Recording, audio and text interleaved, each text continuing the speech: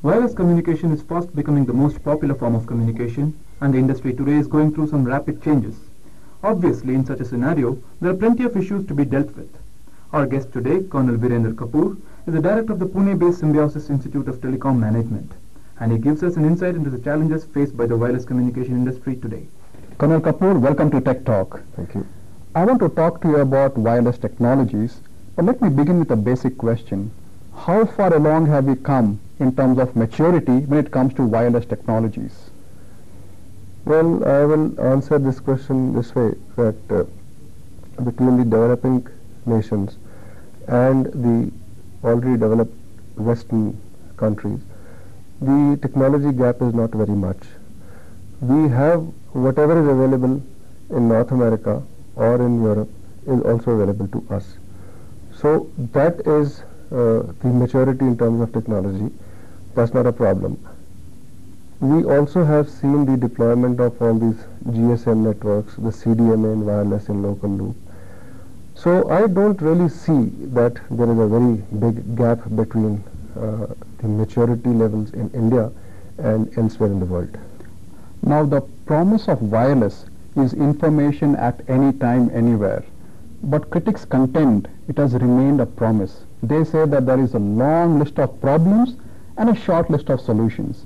For example, they talk about how for end user companies, budgetary constraints are a big issue when it comes to wireless technologies. What is your opinion? Okay, I'll give you an example of information technology. When computers came, they were very expensive. Only very large corporations could, use that as a tool, as a cutting-edge technology to improve their business over their competitors. Gradually, the other people fell in line, and they found that okay, there is no way we can do without it. And side by side, the prices also of IT products came down for computers. The performance is improved. So it was a continuous phase, and other companies also bought computers. And today, I don't think there's any even a small little company who's not using computer technology to its fullest. Similarly, the same thing is going to happen for products of whether it's wireless or a telecom products. The prices are going to come down gradually, and the users will have to fall in line, and they'll have to utilize this technology. But what about security? I think that remains a key concern, because when you send data across wireless networks, that data can be captured by a rival company. Okay, now there are two things. One is, first of all, who is affected? A common man on the street is not affected by this. That is the matter of privacy. But as far as the security is concerned, it is whether it is industry espionage or the big companies when they don't want to let their inputs be given to somebody else or their rivals. Yes, that is a problem, and GSM is definitely, as a technology, more prone to or susceptible to monitoring, whereas CDMA is fairly secure. So you raise a point of data being secured or not. Now, whatever you are using the encryption techniques on internet or any other link, whether it's a landline, while you are using a text transmission, you can also use the same encryption techniques there. So data is one part. Voice, yes, if it is end-to-end secrecy you are looking for, then possibly the subscriber will have to buy some kind of a secrecy device which you will have to install on his handset to talk to the other person. And this is very much possible.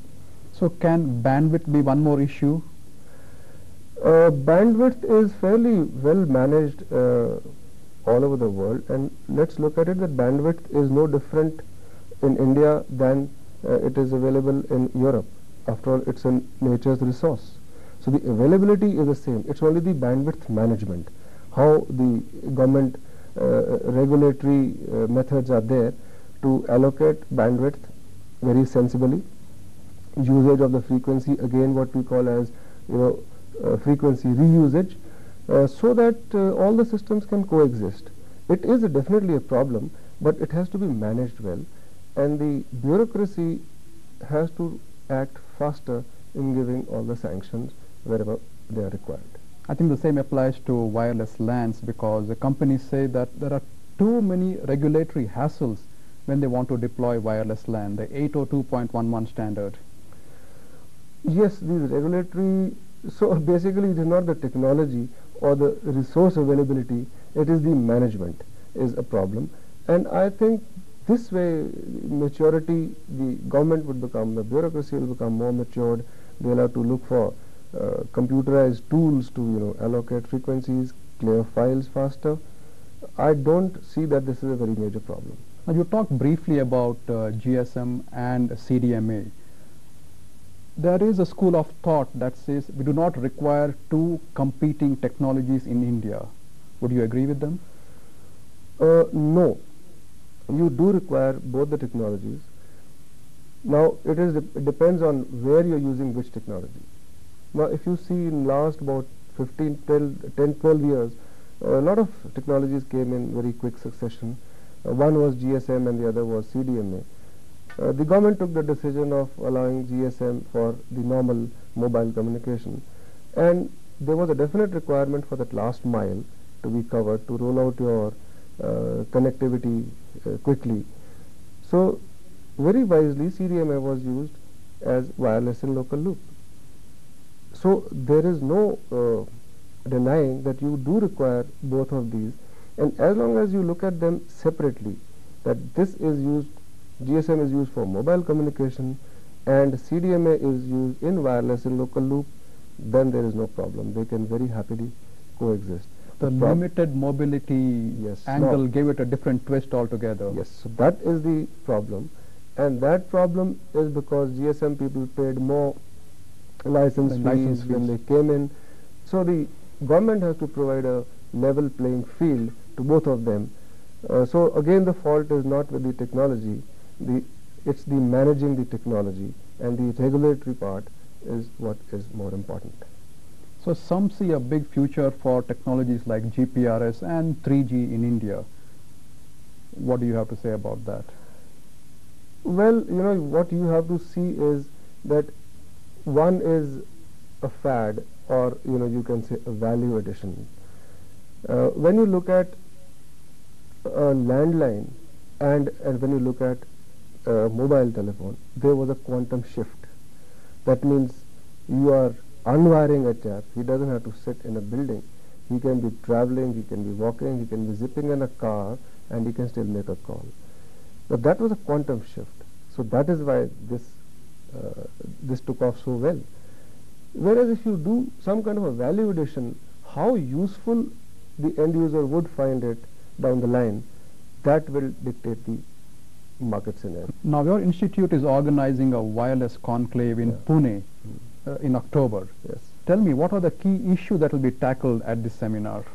See, first of all, we are going to have a panel discussion on this limited mobility and the GSM being utilized as in mobile communication. How will these two coexist? So we'll be having the panelists will be drawn from various companies. They will have people representing the wireless in local loop and limited mobility, that is basic service providers. We'll also have people representing the mobile fraternity, mobile communication fraternity, and we'll have some moderators and some consultants on the panel. And there will be other topics which will be discussed where there will be speakers. Let's say it is quality and service, quality of service. Then you'll have wireless in the banking scenario.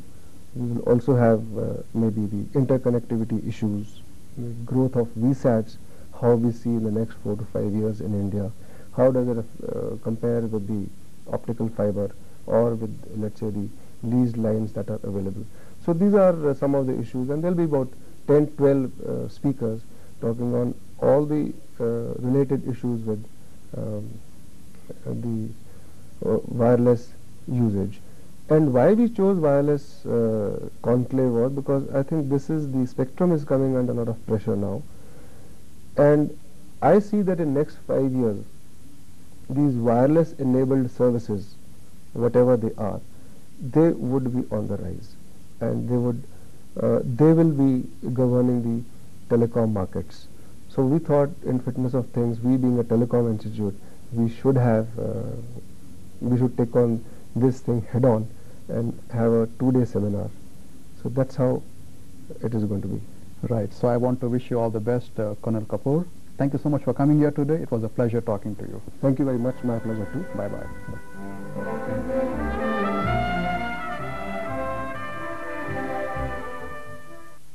Are watching TMG Enter, your 24-hour technology channel.